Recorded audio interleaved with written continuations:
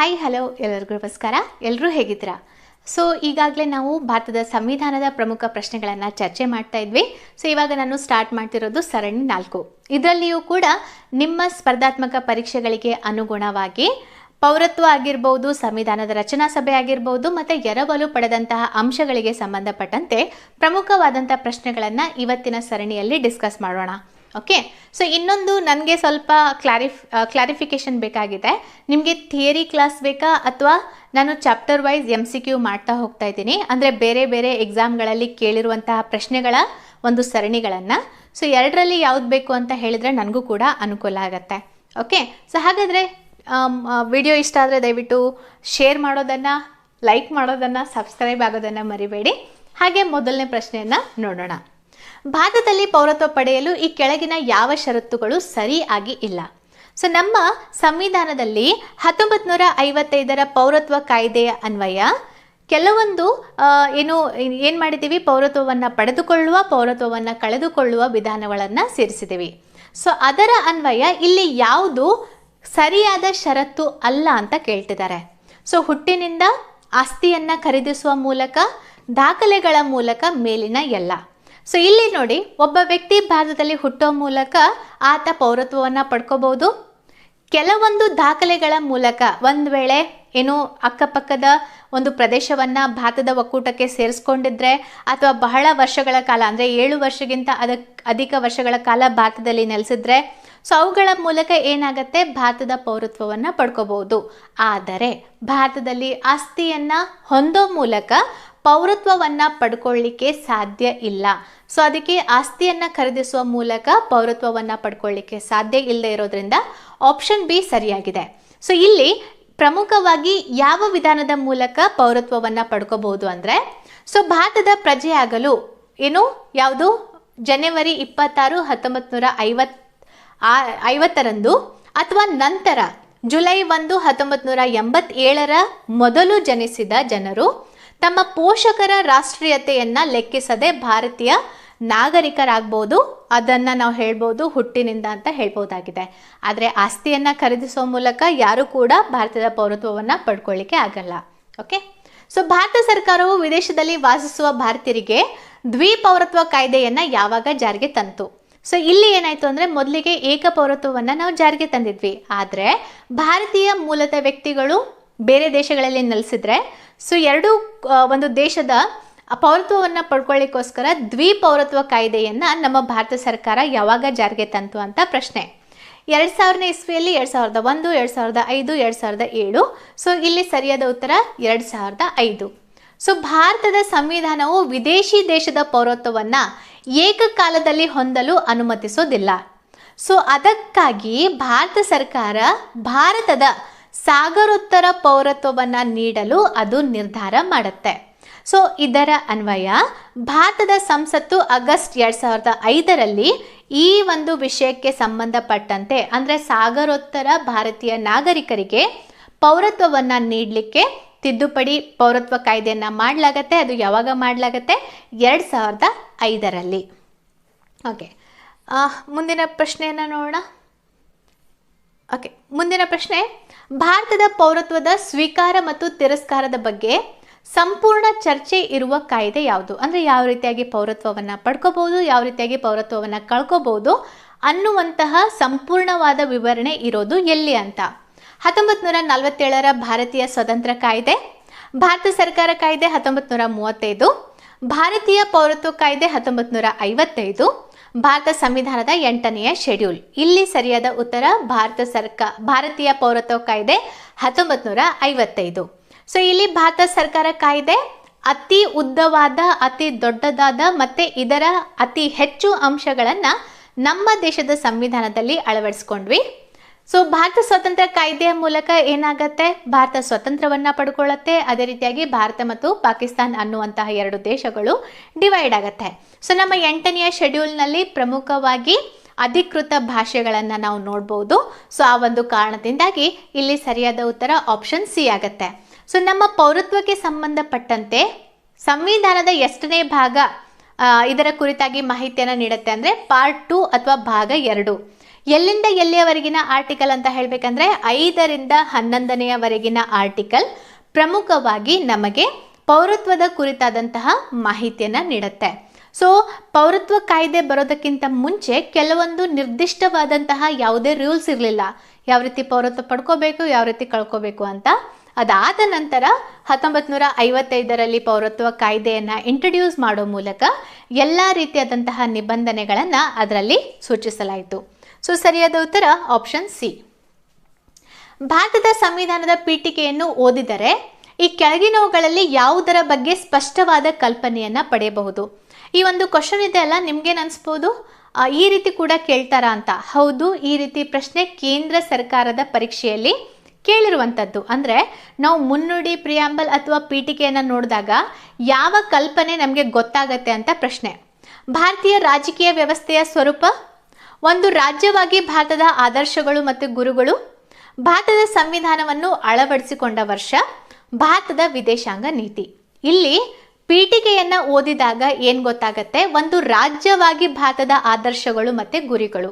ಯಾಕಂದರೆ French ಕ್ರಾಂತಿಯಿಂದ, Russia ಕ್ರಾಂತಿಯಿಂದ ಹಲವಾರು ಪದಗಳನ್ನು ಪೀಠಿಕೆಯಲ್ಲಿ ಸೇರಿಸಲಾಯಿತು. ಸೊ ಅದೊಂದು ನಮ್ಮ ಸಂವಿಧಾನದಲ್ಲಿ ಅಳವಡಿಸಿಕೊಂಡಂತಹ ಅಂಶಗಳನ್ನು ತೋರಿಸುವಂತಹ ಒಂದು ದರ್ಪಣ ಅಂತ ಹೇಳ್ಬೋದು.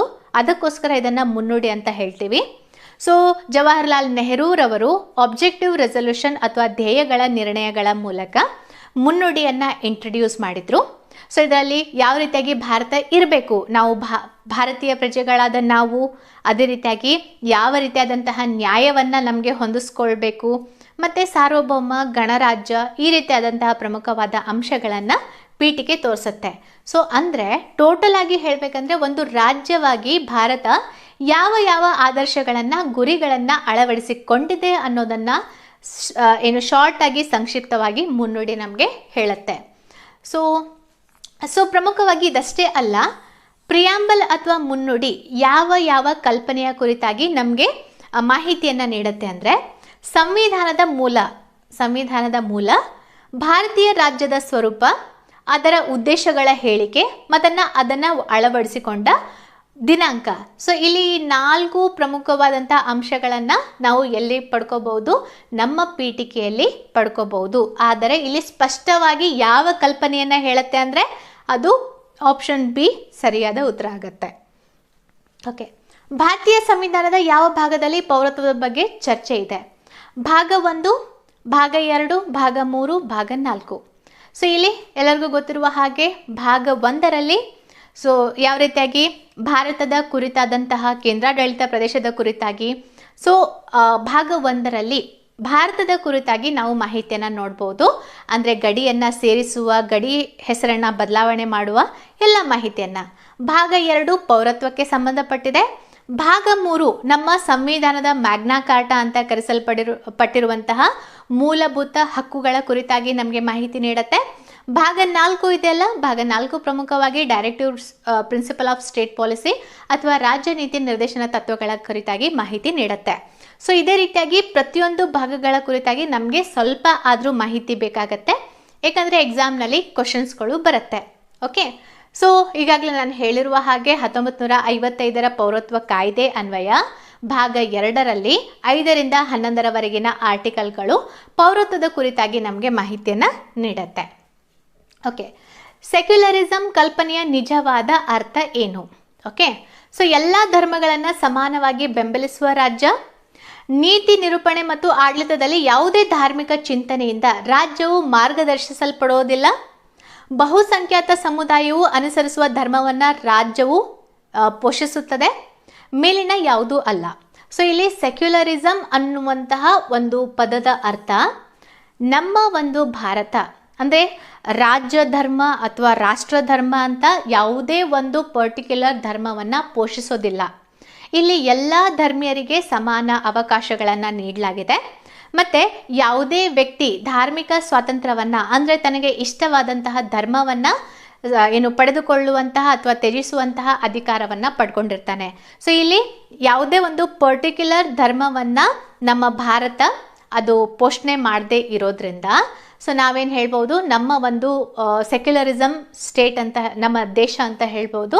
ಸೊ ಇಲ್ಲಿ ಇದೆಲ್ಲ ಧಾರ್ಮಿಕ ಚಿಂತನೆಯಿಂದ ಯಾವುದೇ ರಾಜ್ಯ ಅಂದರೆ ಈಗ ನೋಡಿ ಬೇರೆ ಬೇರೆ ಧರ್ಮಗಳಿಗೆ ಸಂಬಂಧಪಟ್ಟಂತೆ ಕೆಲವೊಂದು ಸೆಟ್ ಆಫ್ ರೂಲ್ಸ್ ಇರುತ್ತೆ. ಸೊ ಒಂದು ರಾಜ್ಯ ಇದೇ ರೂಲ್ಸ್ನ ಮೂಲಕ ತನ್ನ ಆಡಳಿತವನ್ನು ನಡೆಸೋದಿಲ್ಲ. ಎಲ್ಲ ಧರ್ಮಕ್ಕೆ ಅವಕಾಶ ಇದೆ. ಸೊ ಇದು ಆಪ್ಷನ್ ಬಿ ಸೆಕ್ಯುಲರಿಸಮ್ ಕಲ್ಪನೆಯ ಒಂದು ನಿಜವಾದ ಅರ್ಥವನ್ನು ನೀಡುತ್ತೆ. ಸೊ ಭಾರತ ಪೌರತ್ವ ಕಾಯ್ದೆಯನ್ನು ಯಾವ ವರ್ಷದಲ್ಲಿ ಮೊದಲು ತಿದ್ದುಪಡಿ ಮಾಡಲಾಯಿತು? ಸೊ 1950, 1985, 1967, 1972. ಸೊ ಫಸ್ಟಿಗೆ ನಾವು ಅನುಷ್ಠಾನಗೊಳಿಸಿದ್ದು ಪೌರತ್ವ ಕಾಯ್ದೆ 1955. ಇದನ್ನು ಫಸ್ಟ್ ಟೈಮ್ ನಾವು ತಿದ್ದುಪಡಿ ಮಾಡಿದ್ದು 1985. ಟೋಟಲ್ ಆಗಿ 6 ಬಾರಿ ತಿದ್ದುಪಡಿ ಮಾಡಲಾಗಿದೆ 1955ರ ಭಾರತ ಪೌರತ್ವ ಕಾಯ್ದೆ 1955ಗೆ. ಸೊ ಇಲ್ಲಿ ಏನಂತ ಹೇಳ್ಬೇಕು, ಯಾವಾಗ ಅಂದರೆ 1986, 85 ಅಂತ ಹೇಳ್ಬೋದು, 1992, 2003, 2005, 2015 ಮತ್ತು 2019 ಅತಿ ಹೆಚ್ಚು ಚರ್ಚೆಗೀಡಾದಂತಹ ತಿದ್ದುಪಡಿ ಕಾಯ್ದೆ. ಸೊ ಟೋಟಲ್ ಆಗಿ 6 ಬಾರಿ ಪೌರತ್ವ ಕಾಯ್ದೆಯನ್ನು ನಾವು ತಿದ್ದುಪಡಿ ಮಾಡಿದ್ದೀವಿ. 2019ರ ಪೌರತ್ವ ತಿದ್ದುಪಡಿ ಕಾಯ್ದೆಯಲ್ಲಿ 6 ಸಮುದಾಯಗಳ ವಲಸಿಗರಿಗೆ ಏನು ಮಾಡಲಾಯಿತು? ಭಾರತೀಯ ಪೌರತ್ವವನ್ನು ನೀಡಲಾಯಿತು. ಸೊ ಹಿಂದೂ, ಬೌದ್ಧ, ಸಿಖ್, ಪಾರ್ಸಿ ಮತ್ತು ಜೈನ್. ಸೊ ಪ್ರಮುಖವಾಗಿ ಯಾವ ದೇಶದ್ದು? ಬಾಂಗ್ಲಾದೇಶ್, ಪಾಕಿಸ್ತಾನ್ ಮತ್ತು ಅಫ್ಘಾನಿಸ್ತಾನಕ್ಕೆ ಸೇರಿದ ಈ 6 ಧರ್ಮೀಯರಿಗೆ ಭಾರತದ ಪೌರತ್ವವನ್ನು ಕೊಡಲಿಕ್ಕೆ 2019ರ ಪೌರತ್ವ ತಿದ್ದುಪಡಿ ಕಾಯ್ದೆಯನ್ನು ಮಾಡಲಾಯಿತು. ಸೊ ಟೋಟಲ್ ಆಗಿ 6 ಬಾರಿ ತಿದ್ದುಪಡಿಯನ್ನು ಮಾಡಲಾಗಿದೆ. ಭಾರತವು ಗಣರಾಜ್ಯ ರಾಷ್ಟ್ರವಾಗಿದೆ ಏಕೆಂದರೆ, ಯಾಕೆ ನಮ್ಮ ದೇಶ ಹೇಳ್ತಿರ್ತೀವಲ್ವಾ ಗಣರಾಜ್ಯ ಯಾಕೆ? ಸೊ ಮಂತ್ರಿಗಳು ರಾಷ್ಟ್ರಪತಿ ಪರವಾಗಿ ಅಧಿಕಾರವನ್ನು ಹೊಂದಿರ್ತಾರೆ. ಮಂತ್ರಿಗಳು ಸಂಸತ್ತಿಗೆ ಜವಾಬ್ದಾರರಾಗಿರ್ತಾರೆ. ಭಾರತದ ರಾಷ್ಟ್ರಪತಿಯ ಹುದ್ದೆಯು ಚುನಾಯಿತ ಹುದ್ದೆ ಆಗಿದೆ. ಭಾರತೀಯ ಜನರು ರಾಜಕೀಯವಾಗಿ ಸಾರ್ವಭೌಮರು. ಇಲ್ಲಿ ಸರಿಯಾದ ಉತ್ತರ ಆಪ್ಷನ್ ಸಿ ಆಗುತ್ತೆ. ಇಲ್ಲಿ ಮೊನಾರ್ಕ್ ಇಲ್ಲ, ಅಂದರೆ ರಾಜಪ್ರಭುತ್ವದ ಆಳ್ವಿಕೆ ಇಲ್ಲ ಅಥವಾ ವಂಶ ಪರ್ಯಾನುಪರ್ಯ ಆಳ್ವಿಕೆ ಇಲ್ಲ. ಇಲ್ಲಿ ಜನರಿಂದ ಆಯ್ಕೆಯಾದಂತಹ ವ್ಯಕ್ತಿಯನ್ನು ನಾವು ರಾಷ್ಟ್ರಪತಿ ಹುದ್ದೆಗೆ ಸ್ಥಾನವನ್ನು ನೀಡ್ತೀವಿ. ಸೊ ಇಲ್ಲಿ ಅಲ್ಟಿಮೇಟ್ ಅಧಿಕಾರ ಯಾರಿಗೆ ಕೊಡಲಾಗಿದೆ? ಜನರಿಗೆ ಕೊಡಲಾಗಿದೆ. ಸೊ ಗಣರಾಜ್ಯ ಅಂದರೆ ಒಂದು ನಿರ್ದಿಷ್ಟ ರಾಜ್ಯದ ಮುಖ್ಯಸ್ಥರು ಚುನಾಯಿತ ವ್ಯಕ್ತಿಯಾಗಿರ್ತಾರೆ. ಅವರು ಆನುವಂಶಿಕವಾಗಿ ರಾಜತ್ವವನ್ನು ಅಥವಾ ರಾಷ್ಟ್ರಪತಿ ಹುದ್ದೆಯನ್ನು ಪಡ್ಕೊಳ್ಳೋದಿಲ್ಲ. ಸೊ ಭಾರತದ ಜನರು ರಾಜ್ಯ ಸರ್ಕಾರದ ಮುಖ್ಯಸ್ಥರನ್ನು ಆಯ್ಕೆ ಮಾಡ್ತಾರೆ. ಸೊ ಇದು ನಮ್ಮ ಭಾರತದ ಸಂವಿಧಾನದಲ್ಲಿ ಅಳವಡಿಸಿರುವಂಥ ಒಂದು ಪ್ರಮುಖ ಅಂಶ. ಅದನ್ನೇ ಫಾಲೋ ಮಾಡ್ತಾ ಬರ್ತಾ ಇದ್ದೀವಿ ನಾವು ರಾಷ್ಟ್ರಪತಿ ಹುದ್ದೆಯನ್ನು ಚುನಾಯಿತ ಮಾಡಲಿಕ್ಕೆ. ಸೊ ನಮ್ಮದೊಂದು ಗಣರಾಜ್ಯ ಸಾರ್ವಭೌಮ ದೇಶ ಅಂತ ಹೇಳಲಿಕ್ಕೆ ಇದು ಪ್ರಮುಖ ಕಾರಣ. ಸೊ ಸರಿಯಾದ ಉತ್ತರ ಆಪ್ಷನ್ ಸಿ. ಓಕೆ, ಭಾರತದ ಸಂವಿಧಾನದ ಪೀಠಿಕೆಯನ್ನು ಡ್ಯಾಶ್ ತಿದ್ದುಪಡಿ ಮಾಡಲಾಗಿದೆ, ಅಂದರೆ ಯಾವ ತಿದ್ದುಪಡಿ ಮೂಲಕ ತಿದ್ದುಪಡಿಯನ್ನು ಮಾಡಲಾಯಿತು? 24ನೇ ತಿದ್ದುಪಡಿ, 44ನೇ ತಿದ್ದುಪಡಿ, 42ನೇ ತಿದ್ದುಪಡಿ ಮತ್ತು 61ನೇ ತಿದ್ದುಪಡಿ.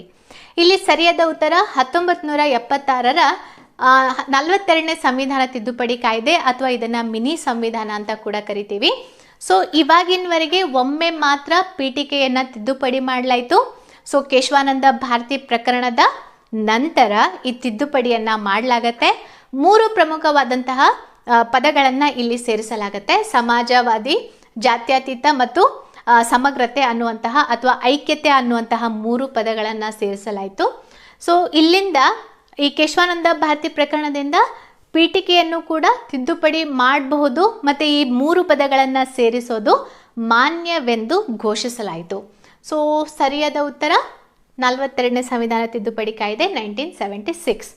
ಓಕೆ, ಸೊ ಇಂದಿರಾ ಗಾಂಧಿ ಸರ್ಕಾರ ಇದ್ದಂತಹ ಒಂದು ಟೈಮ್ನಲ್ಲಿ ಭಾರತೀಯ ಸಂವಿಧಾನದ ಪೀಠಿಕೆಯ ಪ್ರಕಾರ ಭಾರತವು ಒಂದು ಏನಾಗಿದೆ? ಸಾರ್ವಭೌಮ ಪ್ರಜಾಸತ್ತಾತ್ಮಕ ಗಣರಾಜ್ಯ, ಸಮಾಜವಾದಿ ಪ್ರಜಾಸತ್ತಾತ್ಮಕ ಗಣರಾಜ್ಯ, ಸಾರ್ವಭೌಮ ಸಮಾಜವಾದಿ ಜಾತ್ಯತೀತ ಪ್ರಜಾಸತ್ತಾತ್ಮಕ ಗಣರಾಜ್ಯ, ಯುನೈಟೆಡ್ ಸ್ಟೇಟ್ಸ್ ಡೆಮೊಕ್ರಾಟಿಕ್ ರಿಪಬ್ಲಿಕ್. ಇಲ್ಲಿ ಸರಿಯಾದ ಉತ್ತರ ಸಾರ್ವಭೌಮ ಸಮಾಜವಾದಿ ಜಾತ್ಯತೀತ ಪ್ರಜಾಸತ್ತಾತ್ಮಕ ಗಣರಾಜ್ಯ. ಈ ಒಂದು ಆರ್ಡರನ್ನು ನೀವು ಸ್ವಲ್ಪ ನೆನ್ಪಿಟ್ಕೋಬೇಕು. ಯಾಕಂತ ಹೇಳಬೇಕಂದ್ರೆ ಇದನ್ನು KS ಎಕ್ಸಾಮಲ್ಲಿ ಕೇಳಿದ್ದಾರೆ. ಸೊ ಇದನ್ನು ಆಪ್ಷನ್ 1, 2, 3, 4 ಅಂತ ಕೇಳಿ ಕೆಳಗೆ ಅನುಕ್ರಮವಾಗಿ ಪೀಠಿಕೆಯಲ್ಲಿ ಕೊಟ್ಟಂತೆ ಅನುಕ್ರಮವಾಗಿ ಬರೀರಿ ಅಂತ ಪ್ರಶ್ನೆ ಬಂದಿದೆ. IAS ಎಕ್ಸಾಮಲ್ಲಿಯೂ ಕೂಡ ಬಂದಿದೆ, KS ಎಕ್ಸಾಮ್ಗಲ್ಲಿಯೂ ಕೂಡ ಬಂದಿದೆ. ಸೊ ಇದರ ಕರೆಕ್ಟ್ ಆರ್ಡರ್ ಅಂದರೆ ಸಾರ್ವಭೌಮ ಸಮಾಜವಾದಿ ಜಾತ್ಯತೀತ ಪ್ರಜಾಸತ್ತಾತ್ಮಕ ಗಣರಾಜ್ಯ ಅಂತ ಹೇಳ್ಬೋದು. ಸಾರ್ವಭೌಮ, ಸಮಾಜವಾದಿ, ಜಾತ್ಯತೀತ, ಪ್ರಜಾಸತ್ತಾತ್ಮಕ ಗಣರಾಜ್ಯ ಅನ್ನೋದು ಸರಿಯಾದಂಥ ಉತ್ತರ. ಓಕೆ, ನೆಕ್ಸ್ಟ್ ನೋಡೋಣ.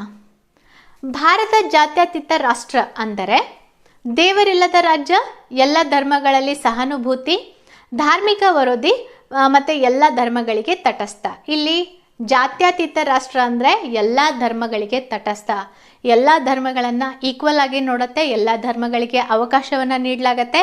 ಯಾರಿಗೂ ಕೂಡ ಈ ಧರ್ಮವನ್ನು ಪಾಲಿಸಬೇಕು ಅಥವಾ ಇದನ್ನು ವಿರೋಧಿಸಬೇಕು ಅಂತ ಎಲ್ಲಿಯೂ ಕೂಡ ಹೇಳಲಾಗಲ್ಲ. ಧಾರ್ಮಿಕ ಸ್ವಾತಂತ್ರ್ಯವನ್ನು ನೀಡಲಾಗಿದೆ. ಅದೇ ರೀತಿಯಾಗಿ ರಾಜ್ಯ ಧರ್ಮ ಅಥವಾ ದೇಶ ಧರ್ಮ ಅನ್ನೋದು ಯಾವುದೂ ಕೂಡ ಇಲ್ಲದೆ ಇರೋದ್ರಿಂದ, ಸೊ ಎಲ್ಲ ಧರ್ಮಗಳಿಗೆ ಅವಕಾಶ ಇರೋದ್ರಿಂದ ನಮ್ಮ ಭಾರತ ಜಾತ್ಯತೀತ ರಾಷ್ಟ್ರ ಅಂತ ಹೇಳ್ಬೋದು. ಓಕೆ, ಭಾರತೀಯ ಸಂವಿಧಾನದ ಪೀಠಿಕೆಯಲ್ಲಿ ಉಲ್ಲೇಖಿಸಲಾದ ಸ್ವತಂತ್ರ, ಸಮಾನತೆ ಮತ್ತು ಭ್ರಾತೃತ್ವದ ಪರಿಕಲ್ಪನೆಯನ್ನು ಈ ಕೆಳಗಿನ ಯಾವ ಐತಿಹಾಸಿಕ ಘಟನೆಯ ಪ್ರೇರಣೆಯಿಂದ ಅಳವಡಿಸಿಕೊಳ್ಳಲಾಯಿತು? ಫ್ರೆಂಚ್ ಕ್ರಾಂತಿ, ರಷ್ಯಾ ಕ್ರಾಂತಿ, ಇಂಗ್ಲೆಂಡ್ನ ಅದ್ಭುತ ಕ್ರಾಂತಿ, ಅಮೆರಿಕದ ಸ್ವಾತಂತ್ರ್ಯ ಹೋರಾಟ. ಇಲ್ಲಿ ಸರಿಯಾದ ಉತ್ತರ ಫ್ರೆಂಚ್ ಕ್ರಾಂತಿಯಿಂದಾಗಿ ಸ್ವತಂತ್ರ, ಸಮಾನತೆ ಮತ್ತು ಭ್ರಾತೃತ್ವದ ಪರಿಕಲ್ಪನೆಯನ್ನು ನಾವು ಎರವಲು ಪಡ್ಕೊಂಡಿದ್ದೀವಿ.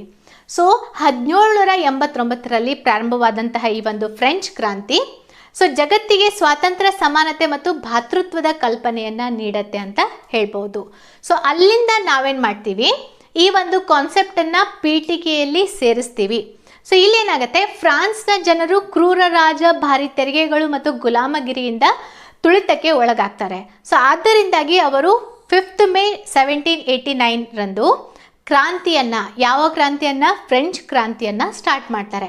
ಸೊ ಅದು 9 ನವೆಂಬರ್ 1999ರಂದು ಕೊನೆಗೊಳ್ಳುತ್ತೆ. ಸೊ ಇಲ್ಲಿಂದ ಏನಾಗುತ್ತೆ, ಈ 3 ಕಾನ್ಸೆಪ್ಟ್ ಇಡೀ ಪ್ರಪಂಚದಾದ್ಯಂತ ಪ್ರಖ್ಯಾತಿಯನ್ನು ಪಡ್ಕೊಳ್ಳುತ್ತೆ. ಇದಷ್ಟೇ ಅಲ್ಲ, ಊಳಿಗಮಾನ್ಯ ಪದ್ಧತಿಯನ್ನು ರದ್ದುಗೊಳಿಸಲಿಕ್ಕೂ ಕೂಡ ಇದು ಹೆಲ್ಪ್ ಮಾಡುತ್ತೆ. ಸೊ ಸರಿಯಾದ ಉತ್ತರ ಫ್ರೆಂಚ್ ಕ್ರಾಂತಿ. ಓಕೆ, ಯಾವ ಪ್ರಕರಣದಲ್ಲಿ ಪೀಠಿಕೆ ಸಂವಿಧಾನದ ಭಾಗ ಅಲ್ಲ ಎಂದು ಸುಪ್ರೀಂ ಕೋರ್ಟ್ ತೀರ್ಪನ್ನು ನೀಡುತ್ತೆ? ಬೇರುಬಾರಿ ಪ್ರಕರಣ, ಗೋಲಕ್ನಾಥ್ ಪ್ರಕರಣ, ಕೇಶವಾನಂದ ಭಾರತಿ ಪ್ರಕರಣ, ಮಿನರ್ವಾ ಮಿಲ್ಸ್ ಪ್ರಕರಣ. ಇಲ್ಲಿ ಸರಿಯಾದ ಉತ್ತರ ಬೇರುಬಾರಿ ಪ್ರಕರಣ ಅಂತ ಹೇಳ್ಬೋದು. ಸೊ ಈ ಒಂದು ಐತಿಹಾಸಿಕ ಪ್ರಕರಣದಲ್ಲಿ ಸರ್ವೋಚ್ಚ ನ್ಯಾಯಾಲಯ ಏನು ಹೇಳುತ್ತೆ, ಪೀಠಿಕೆ ಅನ್ನೋದು ಸಂವಿಧಾನದ ಭಾಗ ಅಲ್ಲ ಅಂತ ತನ್ನ ತೀರ್ಪನ್ನು ನೀಡುತ್ತೆ. ಸೊ ಇದಷ್ಟೇ ಅಲ್ಲ, ಅದನ್ನು ಯಾವುದೇ ಪ್ರಮುಖ ಅಧಿಕಾರಗಳ ಮೂಲವೆಂದು ಪರಿಗಣಿಸಲಾಗೋದಿಲ್ಲ ಅಂತ ಬೇರುಬಾರಿ ಪ್ರಕರಣದಲ್ಲಿ ಸುಪ್ರೀಂ ಕೋರ್ಟ್ ತನ್ನ ಒಂದು ಅಭಿಪ್ರಾಯವನ್ನು ನೀಡುತ್ತೆ. ಆದರೆ ಮುಂದೆ ಹೋಗಿ 1976ನಲ್ಲಿ ಕೇಶವಾನಂದ ಭಾರತಿ ಪ್ರಕರಣದಲ್ಲಿ ಈ ಪೀಠಿಕೆ ಇದೆಯಲ್ಲ ಸಂವಿಧಾನದ ಅವಿಭಾಜ್ಯ ಅಂಗ, ಸೊ ಅದನ್ನು ತಿದ್ದುಪಡಿ ಮಾಡ್ಬೋದು ಅನ್ನುವಂತಹ ತೀರ್ಪನ್ನು ಕೇಶವಾನಂದ ಭಾರತಿ ಪ್ರಕರಣದಲ್ಲಿ ನೋಡಿ.